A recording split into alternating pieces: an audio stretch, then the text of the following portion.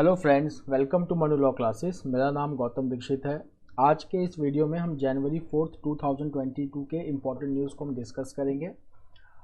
Before I start the video, there is an important announcement that the window for filling the application for CLAT 2022 has already been launched at the NLU Consortium website. So CLAT aspirants, please visit the website to fill the form in time.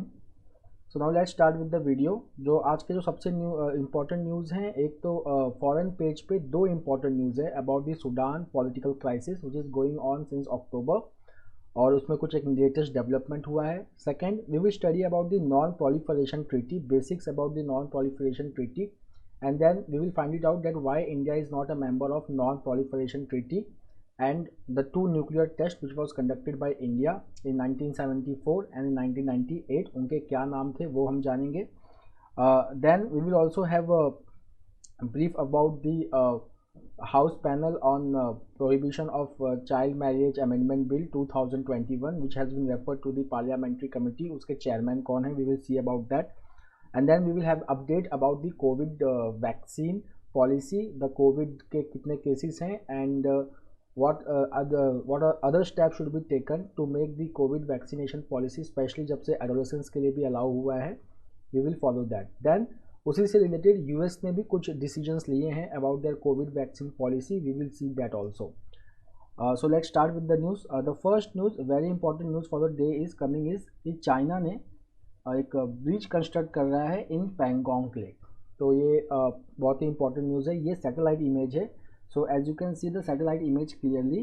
तो north bank और south bank में जहाँ पर सबसे कम difference है about 500 metre, जो सबसे क्लोजेस्ट पॉइंट है, वहाँ पे चाइना जो है वो ब्रिज कंस्ट्रक्ट कर रहा है। ये ब्रिज जो कंस्ट्रक्ट हो रहा है, this part totally falls in the China's LAC। Means ऐसा नहीं है कि यहाँ पे इंडिया का LAC क्रॉस हो रहा है या LAC को क्रॉस करके ब्रिज बनाया जा रहा है। No, it totally lies in the Indian part. So if you will just see कि जो पैंगोंग लेक है उसका जो 1/3 एरिया है it is occupied by India. तो जो टोटल लेंथ है पैंगोंग लेक का which lies in eastern Ladakh, उसमें से जो 135 किलोमीटर का जो एरिया है that is occupied by India. अब यहाँ पे पैंगोंग लेक में क्या है कि नॉर्थ और साउथ दो बैंक होते हैं। फरवरी 2020 में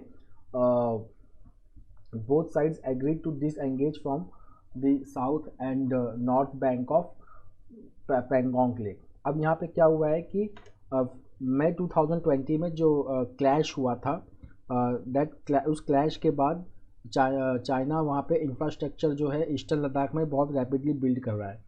हमने कल के न्यूज़ में भी देखा था कि China had earlier passed a bill that they are going to make infrastructure in the Ladakh region, so specially in the forward area. So उसी के under the China is building a bridge. तो इस bridge के बारे में हम थोड़ा सा इंफॉर्मेशन लेते हैं। So this bridge this bridge is going to connect the north and south bank of Pangong lake which is just 500 metre away, and then it is going to reduce the traveling time from north bank to south bank from 12 hours to just 3 to 4 hours। Third, ये जो bridge का location है it is 25 kilometre ahead of the line of actual control. Now इसके पहले अगर हम देखेंगे तो दिस ब्रिज इज़ जो है ये एक नॉर्थ बैंक में चाइना का गैरिसन है दैट इज़ कॉल्ड एज कुरनाग, और एक साउथ बैंक में गैरिसन है that is called as Moldo. तो पहले इनके बीच का जो डिस्टेंस था ये अराउंड 200 किलोमीटर है, एंड इनको जो बहुत ही टर्न होके आना पड़ता था that is through the Rudok county. Now after building the bridge they can easily come from Khurnak to Moldo and the travelling time which was earlier 12 hours, now it will be only 3 to 4 hours. Now अब हम थोड़ा सा देखते हैं कि India का क्या position है वहाँ पे। सो जब फ्लेयर अप हुआ था, सो इंडिया को एक टैक्टिकल एडवांटेज मिला था कि इंडिया ने कुछ ऐसे वैकेंट स्पेसिस को ऑक्यूपाई कर लिया था जो 1962 से वैकेंट है, और उस स्पेस को जब ऑक्यूपाई किया इंडिया ने तो इंडिया को एक टैक्टिकल एडवांटेज मिला, क्योंकि मोल्डो एरिया जो है वो डायरेक्ट इंडिया के व्यू में आ गया। इंडिया के कंट्रोल में नहीं आया, इंडिया के व्यू में आ चुका है। ओके, उसके बाद इंडिया का भी पैंगोंग लेक में नॉर्थ बैंक के ऊपर जो पोस्ट है, ठीक है ना, it is near finger 4। Now about the vaccine policy, तो जो जनवरी 3 से जो चालू हुआ, तो यूनियन मिनिस्ट्री का अपडेट, यूनियन हेल्थ मिनिस्ट्री का अपडेट है कि 40 लाख एडोलेसेंट्स ने which are following in the age group of 15 to 17 they have receive their first dose of covid vaccine. Now we already know कि 15 to 17 एज ग्रुप के लिए जो vaccine approve हुआ है, it is only Covaxin, other vaccine have not been approve for this age group. The second news is that India has recorded 33,000 cases. तो हम पहले से पढ़ते आ रहे हैं कि जो ये सर्ज हो रहा है, specially after the detection of Omicron, and rapidly the positivity rate is increasing. Positivity rate क्या होता है फ्रेंड्स? पॉजिटिविटी रेट मतलब नंबर ऑफ टेस्ट में से कितने % ऑफ टेस्ट पॉजिटिव आए हैं, that is called as positivity rate. So the epicentre of this new surge in कोविड-19 cases are the urban centres in India. So अगर हम देखेंगे तो इंडिया ने पास्ट 24 आवर्स में till Monday has recorded 33,000 new cases. But यहाँ पे जो एक इम्पॉर्टेंट इन्फॉर्मेशन है जिसको हमें ध्यान में रखना है कि केसेस रैपिडली बढ़ रहे हैं, बट अगर हम हॉस्पिटलाइजेशन रेट देखें तो वो उस हिसाब से अभी भी नहीं बढ़ रहे हैं। So cases are rising but hospitalisations are not rising as per the rise in cases. Now there is already a news going that this version of Omicron variant ये लंग्स को अटैक नहीं कर रहा है, ये जो भी है इसका जो इम्पैक्ट है ये काफ़ी माइल्ड है, तो उसकी वजह से हॉस्पिटल से जो डिस्चार्ज का नंबर है वो भी काफ़ी ज़्यादा है। Now the next important is ISRO's mission for 2022। तो यहाँ पे जो इम्पोर्टेंट मिशन जिनके मैंशन हैं, एक है गगनयान, उसके बाद we have small satellite launch vehicles which will be used for launching earth observation satellite 02, and then we are talking about Chandrayaan 3, Aditya L1, Exposat, IRNSS and others in this last paragraph, that is Venus mission जिसको शुक्रयान भी कहते हैं, then Disha which is Aeronomics satellite mission, and Trishna and ISRO and France collaboration, that mission is planned in 2024। यहाँ पे हम गगनयान में आते हैं। सो Gaganyaan it will be the first human space flight of India। Gaganyaan इसमें 3 एस्ट्रोनॉट्स होंगे जो गगनयान के थ्रू स्पेस में जाएंगे। Then coming to the India's first solar mission, that is called as Aditya L1। Then we have Chandrayaan 3। Chandrayaan 3 is aiming for launching on the south pole of the moon. उसके बाद Indian regional navigation satellite system IRNSS, it is like a constellation of 7 satellites, और ये जो एक type का ये GPS होता है, ये इंडिया का GPS है। इसका ऑपरेशनल जो नेम है इट इज़ नेविक, ठीक है, नेविक। तो इसका जो रेंज है इट इज़ अराउंड 1500 किलोमीटर, ठीक है, about the IRNSS। Now coming to expo, so it is like x ray polarised observatory satellite, x ray polarised observatory satellite XPoSat. तो एक्सपोसैट का फंक्शन क्या है? That this satellite will study the cosmic x rays, the polarised cosmic x rays in the universe. Continuing with what we were doing yesterday, हमने कल EWS के बारे में पढ़ा था। यहाँ पे जो सुप्रीम कोर्ट ने क्वेश्चन किया था कि EWS और OBC के बारे में। So I just give you a brief revision कि सेंटर ने क्या एक्सप्लेन किया है कि what is the difference between EWS and OBC। दोनों का जो इनकम क्राइटेरियन है वो 8 लाख ही है, ओके। बट OBCs में जैसे मैं देखा था कि जब क्रीमी लेयर हम डिसाइड करते हैं OBC के लिए, तो यहाँ पे हम सिर्फ इनकम देखते हैं, ओके। बट EWS के लिए हम इनकम के साथ साथ एसेट भी देखते हैं, okay. The second difference was कि जो 8 लाख का जो 8 लाख का जो इनकम लिमिट है, ये OBC के लिए हम लास्ट 3 इयर्स का देखते हैं, और जो EWS है उसके लिए हम सिर्फ लास्ट ईयर का देखते हैं। For example, if somebody is filing for EWS certificate, so that person has to show the income of just last year, but for OBC the last 3 year is taken। now ये जो issue है इसका base कहाँ पे है?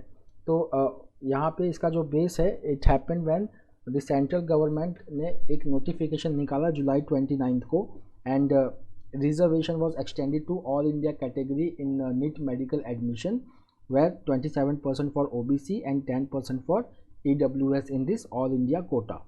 उसके बाद supreme court में एक केस फाइल हुआ about that 8 lakh income criterion. तो इस पर सुप्रीम कोर्ट ने सेंटर से क्वेश्चन किया कि ये 8 लाख आपने कैसे डिसाइड किया है for both the groups EWS and OBC। यहाँ पे EWS को 10% रिजर्वेशन मिलता है और OBC को 27%। सेकेंड थिंग इज ये जो EWS इंट्रोड्यूस हुआ है economically and weaker section quota, that is 10% in institutes and government job, that was inserted by 103rd constitutional amendment. But this 103rd constitutional amendment is itself has been challenged in the Supreme Court.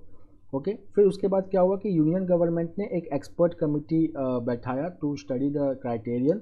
उसके members जो थे वो थे former finance secretary Ajay Bhushan Pandey, ICSSR के member secretary VK Malhotra और principal economic adviser to government of India Sanjeev Sanyal. इन्होंने अपनी जो रिपोर्ट है वो December 31 को सबमिट किया और उन्होंने कहा कि ये जो 8 लाख का जो इनकम क्राइटेरियन है that is gross family annual income limit for ₹8 lakh is proper और ये एंश्योर करता है that there should not be over inclusion और there should not be any inclusion errors. ये इन्होंने किस बेसिस पे बोला? इन्होंने टैक्सेशन के बेसिस पे बोला कि अगर हम सब कुछ इंक्लूड करें, ठीक है, तो जो इनकम टैक्स एग्जेम्पशन लिमिट है वो करीब करीब 8 लाख के लिए आता है फॉर एनी इंडिविजुअल। सो ये जो 8 लाख का जो इनकम लिमिट है इट एंश्योर्स कि वो लोग भी नहीं छूटने चाहिए जिनको रिजर्वेशन की ज़रूरत है और वो लोग भी इंक्लूड नहीं होने चाहिए जिन्हें इस रिजर्वेशन की ज़रूरत नहीं है।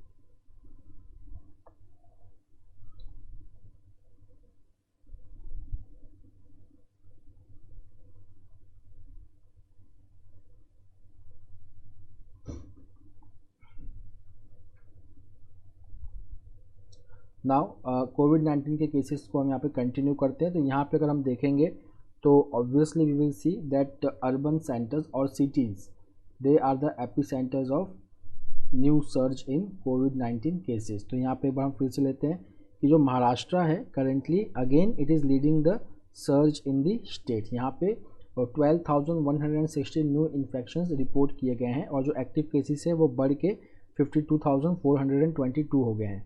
उसमें महाराष्ट्र में भी खास करके अगर हम मुंबई को देखें तो यहाँ पे जो न्यू केसेस हैं इट वाज अराउंड 8,082 और उसमें से जो 90% केसेस थे दे वर एसिम्प्टोमेटिक। यहाँ पे भी अगर हम ओवरऑल महाराष्ट्र की बात करें तो 259 have been discharge so far and majority of the cases are asymptomatic और माइल्ड इन नेचर। अब हम नेशनल कैपिटल की अगर देखें दिल्ली में, वहाँ पे 4,099 new cases have been reported which have been highest in 7 month. उसके बाद अगर हम देखें कि इंक्रीज इन केस कितना है तो दैट इज़ 28.3% और positivity rate is currently eight 6.46%।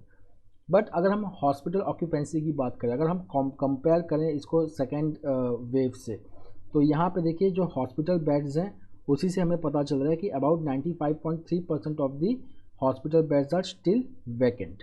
The next news is about the allegations on expiry of vaccine. तो यहाँ पे गवर्नमेंट ने कहा है कि ये जो न्यूज़ रिपोर्ट आ रहे थे पिछले कुछ दिनों से कि most of the vaccine Covaxin and Covishield in India they are nearing their expiry date. But कुछ ही दिन पहले central drugs standard control organisation ने October 25 को जो शेल्फ लाइफ होती है कोवैक्सीन की उसको 9 महीने से बढ़ा के 12 महीने कर दिया और कोविशील्ड का 6 महीने से 9 महीने कर दिया है, ओके, ऑन February 22। अब हम अगर देखें ये शेल्फ लाइफ जो वैक्सीन की होती है ये कैसे एक्सटेंड किया जाता है, तो ये एक्सटेंड किया जाता है by central drugs standard control organisation और इसको एक्सटेंड करने से पहले कॉम्प्रिहेंसिव एनालिसिस की जाती है, उसका स्टेबिलिटी स्टडी किया जाता है by the manufacturer of the vaccine. Now friends, जब न्यू वैक्सीन पॉलिसी लॉन्च हुआ था so 2 new vaccines were given approval in India, okay. So what were these 2 new vaccines which were given approval apart from Covaxin and Covishield? Please write me the name in the comment box. Also ये भी बताइए कि दोनों vaccine में से किस vaccine को WHO का एमरजेंसी यूज लाइसेंस मिला हुआ है। Now coming to election commission. So हमने कल एक एडिटोरियल किया था 5 स्टेट्स हैं जहाँ पे इलेक्शंस, जनरल इलेक्शंस होने वाले हैं उनके लेजिस्लेटिव असेंबली के लिए। ये 5 स्टेट्स कौन कौन से हैं? उत्तर प्रदेश, उत्तराखंड, गोवा, मणिपुर एंड पंजाब। अब यहाँ पे जब भी इलेक्शंस होगा तो हमने कल भी पढ़ा था कि इलेक्शंस के लिए जैसे ही मॉडल कोड ऑफ कंडक्ट लागू हो जाता है तो जो पूरा एडमिनिस्ट्रेशन है वो इलेक्शन कमीशन के अंडर आ जाता है। नाउ अकॉर्डिंग टू दैट जो भी गवर्नमेंट ऑफिशियल्स होते हैं which who are working for the election, for conducting the election, they are considered as front line workers and they become eligible for precaution dose. तो यहाँ पे election commission ने ये request किया है कि दैट द पोलिंग पर्सोनल, मतलब जो भी government officials who are dealing with the preparation of elections, they should get the booster dose. Coming to this, यहाँ पे जो इशू है ये है जब the prohibition of child marriage amendment bill 2021 को स्टैंडिंग कमेटी को रेफ़र कर दिया गया है। उस स्टैंडिंग कमेटी का नाम है education women, standing committee on education women children youth and sports. इसको जो हेड कर रहे हैं वो बीजेपी के मेंबर हैं विनय सहस्त्रबुद्धे। इस पूरे कमेटी में there is only one women. 31 member की ये पूरी पार्लियामेंट्री कमेटी है। पार्लियामेंट्री कमेटी में से सिर्फ एक ही वुमेन है जो तृणमूल कांग्रेस की सुष्मिता देवी हैं। तो इन्होंने और बाकी लोगों ने रिकमेंड किया है या कमेटी के चेयरमैन को लिखा है कि all the women MPs should come and testify before the panel, क्योंकि हम एक वुमेन रिलेटेड मुद्दे से बात कर रहे हैं, एक वुमेन रिलेटेड टॉपिक पे हम डिसीजन ले रहे हैं, उसमें हम एज बढ़ा रहे हैं। सो दैट वुमेन अभी coming and then they should decide that and they should testify before the panel. Now friends, अब हम पॉलिटिकल फॉरेन न्यूज़ की तरफ आते हैं about the Sudan political crisis. So Sudan political crisis जो है वो आज से नहीं, वो 2019 से चला आ रहा है। 2019 में फॉलोइंग द सिविल प्रोटेस्ट, जो उस वक्त के वहाँ के ऑटोक्रेट लीडर थे ओमर अल बशीर, इन्हें बाहर कर दिया गया। So in 2019 he was ousted. Then there was a civilian military government and यहाँ पे तय हुआ था कि अगले 2 साल में सूडान में इलेक्शन होगा and till that 2 years there will be a civilian military government. So now what happened that before that 2 year could approach, then on October 25 जो वहाँ के जनरल है, मतलब मिलिट्री, जिनका नाम है अब्देल फत्ताह अल बुरहान, उन्होंने वहाँ के जो सिविलियन फेस थे गवर्नमेंट के, जो प्राइम मिनिस्टर थे अब्दुल्ला हमदोक, उनको अरेस्ट कर लिया और वहाँ पे मिलिट्री कूप किया। उसके बाद फिर से एक बार वहाँ पे सिविलियन अनरेस्ट हुआ। देन नवंबर 21 को अब्दुल्ला हमदोक को मिलिट्री ने फिर से रीइंस्टेट किया एज अ प्राइम मिनिस्टर और फिर उन्होंने प्रॉमिस किया कि जुलाई 2023 तक इलेक्शंस हो जाएगा और जो ट्रांजिशन है पावर का, जो अभी सिविलियन मिलिट्री गवर्नमेंट के पास है, that will be completely civilian. अब यहाँ पे जो न्यू डेवलपमेंट है वो है कि now Sudan prime minister has resign एमिड crackdown on protesters. तो वहाँ पे प्रोटेस्ट अभी भी चालू है, ठीक है। और प्रोटेस्ट का मेन रीज़न क्या है? क्योंकि जब हमदोक को रीइंस्टेट किया गया था नवंबर 21 को, तो वहाँ पे लोकल मीडिया ने रिपोर्ट किया था कि एक तो ये अपने ऑफिस से एब्सेंट हैं, मतलब सिविलियन गवर्नमेंट एक हिसाब से फंक्शन नहीं कर रही है। सेकेंड, जो ये डील हुआ था that there will be a transition and by 2023 there will be the complete civilian government.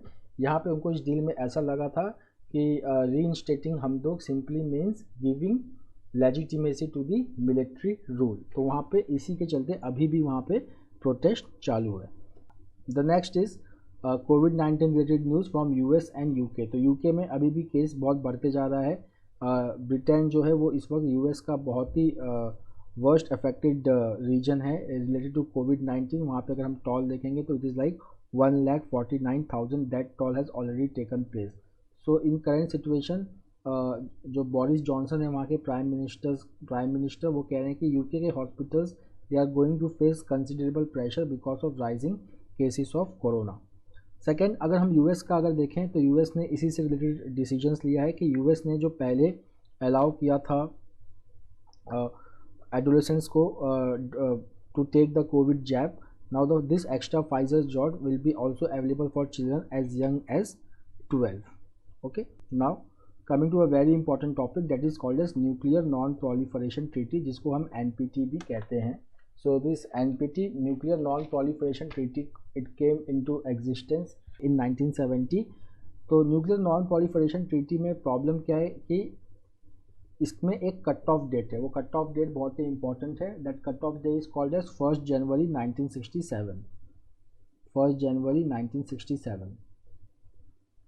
ठीक है। अब न्यूक्लियर नॉन प्रोलिफरेशन ट्रीटी जो है वो एम करता है कि न्यूक्लियर वेपन्स को रोका जाए, न्यूक्लियर वेपन्स को रोका जाए, और जो न्यूक्लियर टेक्नोलॉजी है उसका यूज़ सिर्फ सिविलियन पर्पस के लिए होना चाहिए।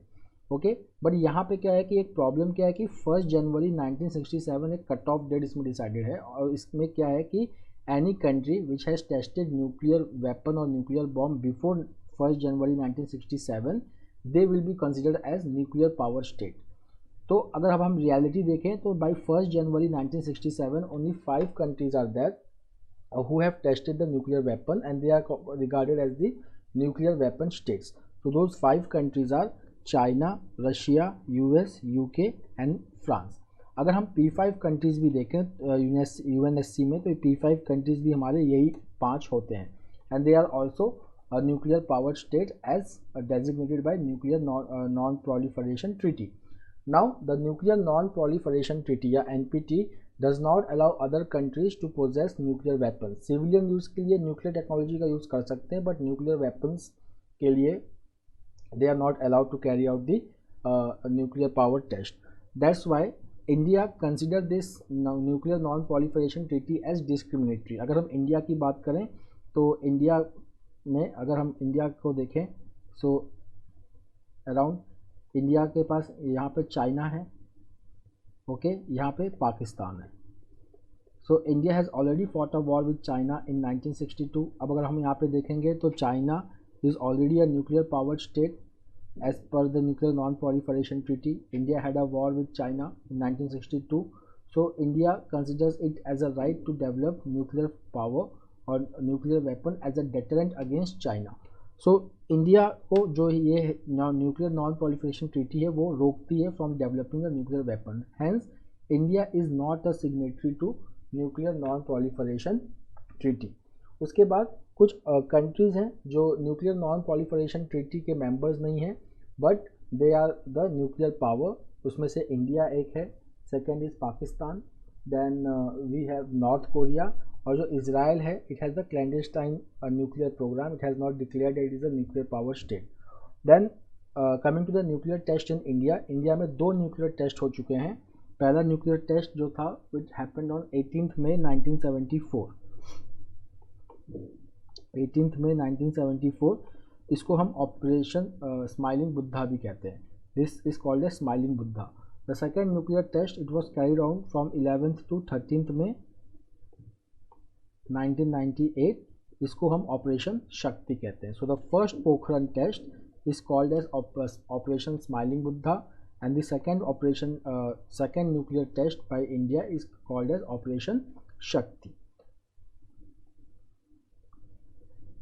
नाउ इंडिया का न्यूक्लियर पॉलिसी क्या है वेपन्स के बारे में. तो इंडिया ने टेस्टिंग तो की न्यूक्लियर वेपन का इन 1974 एंड इन 1998 ऑल्सो. तो India follows a policy called as no first use policy. ये बहुत ही इंपॉर्टेंट है, no first use policy. Now what is this no first use policy?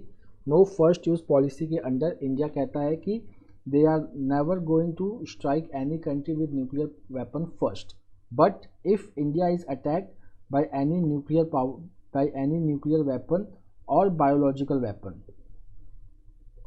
then only India will retaliate with nuclear weapon. Now coming to economics. So economics में ये जो है future ask Delhi High Court to declare Amazon arbitration illegal. तो पहले एक हम issue समझते हैं कि क्या है.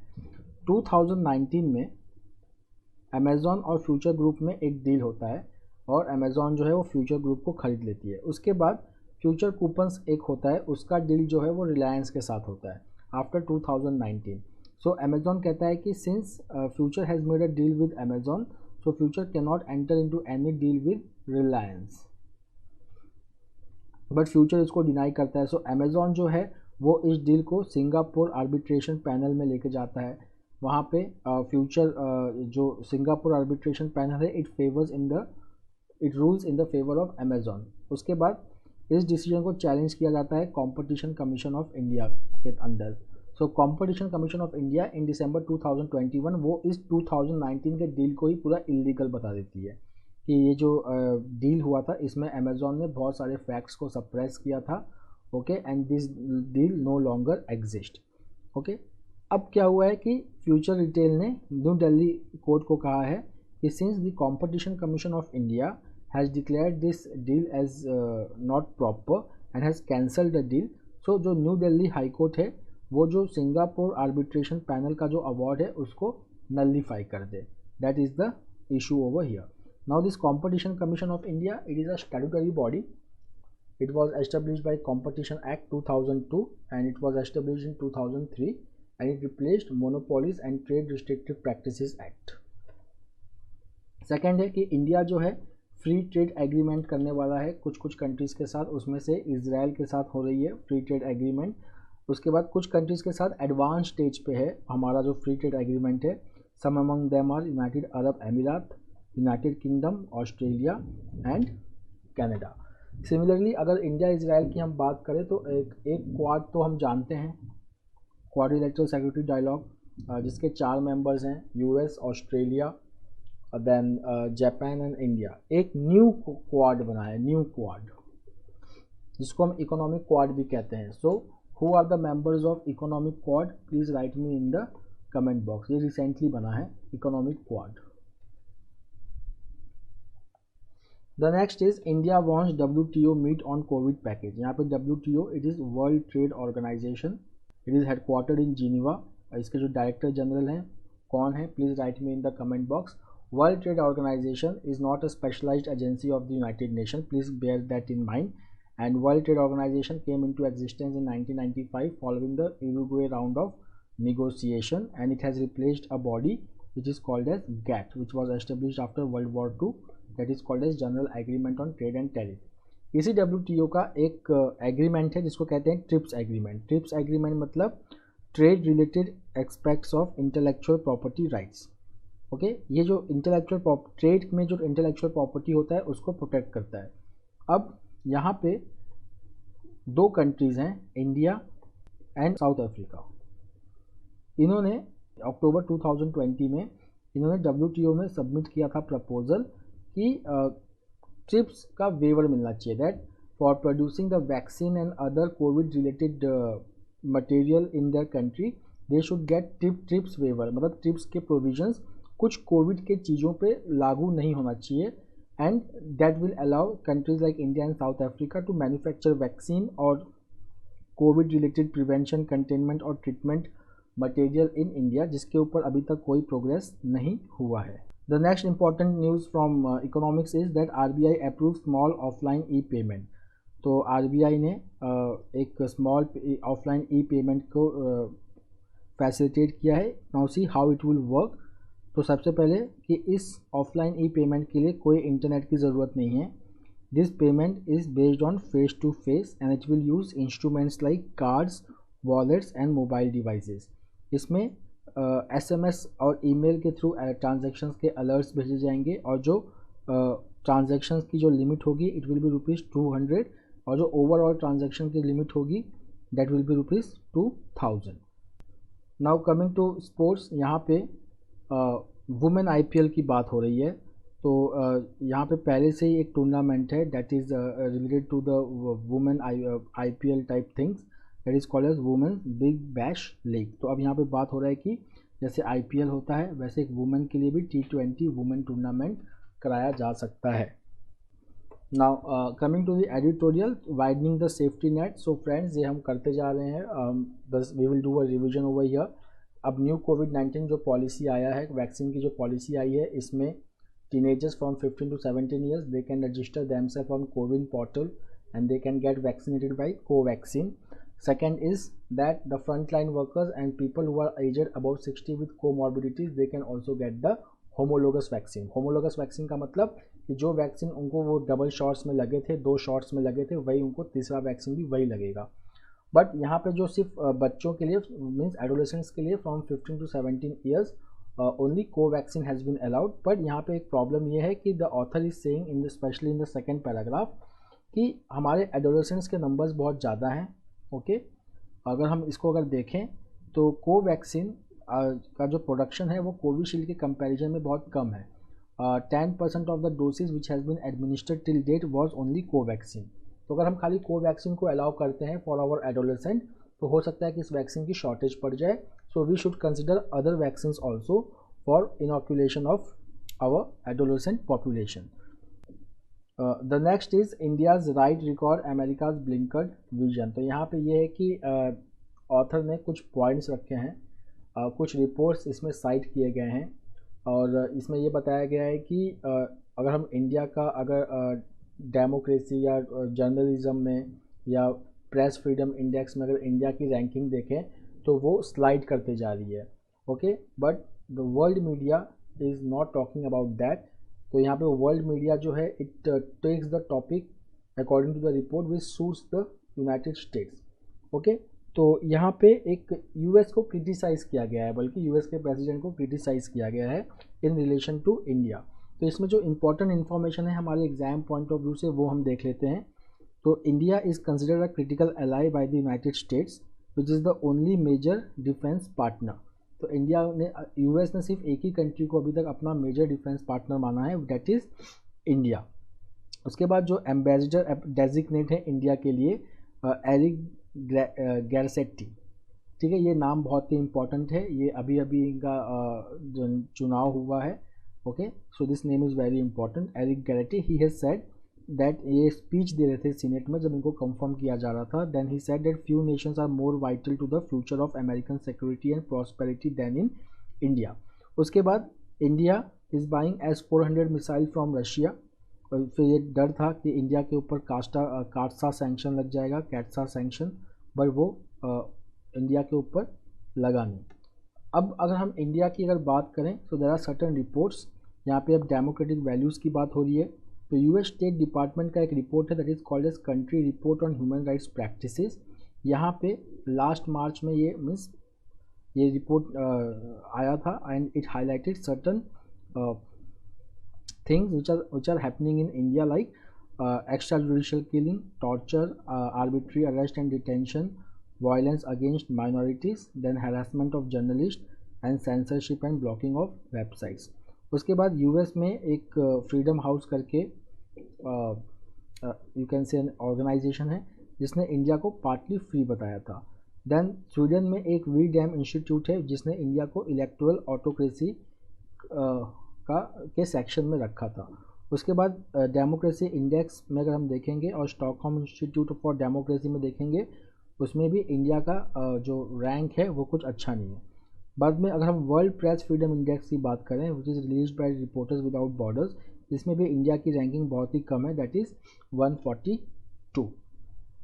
Okay, so over here it is talking about that the US media does not talk about that. Okay, and अगर हम यहाँ पे देखेंगे that world news is created by a handful of western Capitals, the read out being for the domestic audience which can enjoy the US and its allies for ever fulminating against opponents who meekly submit to the diatribes. ठीक है, तो यहाँ पे ये बताया गया है कि उन्हीं चीज़ों को टारगेट किया जाता है, ठीक है, जो वहाँ की मतलब वहाँ के पॉलिटिक्स को या वहाँ के लोगों को सूट करता है। Now this article is happening, we are reading about the FCRA renewal issue। तो यहाँ पे NGO का इम्पोर्टेंस बताया है डेमोक्रेसी में और specially the partnership between NGO, government and corporate sector. तो जैसे कि अगर हम यहाँ पे कुछ इंपॉर्टेंट पॉइंट्स देखेंगे तो एक सेक्शन 135 है कॉरपोरेट एक्ट में, इंडिया के कंपनीज एक्ट में, जो कहता है कि कंपनी जो है अपने लास्ट ईयर के 2% का जो उनका प्रॉफिट या टर्नओवर होता है वो CSR में दे सकती है। CSR is corporate social responsibility. This funds can go to non governmental organisations और सिविल सोसाइटी ऑर्गेनाइजेशन। तो अगर हम देखेंगे कि what is the role of NGOs और civil society organisation in democracy, तो हम देखेंगे कि जो power to question the state है ये बहुत ही इंपॉर्टेंट है इन एनी डेमोक्रेटिक गवर्नेंस। ठीक है, तो यहाँ पे जो NGOs है ये बहुत ही सिग्निफिकेंट रोल प्ले करती हैं in questioning the government, questioning the state. कैसे? By building the capacities of citizens, ये इंपॉर्टेंट है, building the capacities of citizens to hold the government accountable to them. उसके बाद अगर हम देखें कि what is the difference between Indian bureaucracy and NGOs, तो यहाँ पे हम देखेंगे कि जो इंडियन ब्यूरोक्रेसी है, यहाँ पे लिखा है कि they have very little apatite for risk taking and innovation. But अगर हम देखें कि जो गवर्नेंस या जो डेवलपमेंट जो बहुत चेंज होता है, उसके लिए NGO जो है वो बहुत ही ज़्यादा अडेप्ट है। क्यों? Because NGO work on the ground among the people. So if we just see कि यहाँ पे जो होता है कि जो NGOs होती हैं वो बहुत ज़्यादा, अगर हमको अगर रिफॉर्म लाना है तो उसमें जो NGO है जो ग्राउंड पे वर्क करती है, it becomes quite effective in any democracy. तो यहाँ पे रिसर्च भी बताता है कि there should be effective collaboration between NGO, government and corporates for effective delivery of government schemes to the people. The next is Google trends की यहाँ पे बात होगी, तो बहुत ही इंपॉर्टेंट है। तो गूगल ट्रेंड्स की अगर हम बात करें, so which was the most search topic in India in 2021, it was Indian Premier League. कुछ और स्पोर्टिंग इवेंट्स को सर्च किया गया था, Tokyo Olympics, Euro Cup and Copa America. But यहाँ पे देखा गया कि इन टॉपिक्स को तभी ज़्यादा सर्च किया गया जब इनकी लाइव स्ट्रीमिंग हो रही थी। Other words which were in trend, those were CoWIN and covid. Movies की बात करें अगर, तो जय भीम को सबसे ज़्यादा सर्च किया गया, और पर्सनालिटीज़ की बात करें तो नीरज चोपड़ा और Aryan Khan. So friends, that's all for today. We will meet tomorrow again with a daily Hindu analysis. Till then, take care. Have a nice day. Thank you.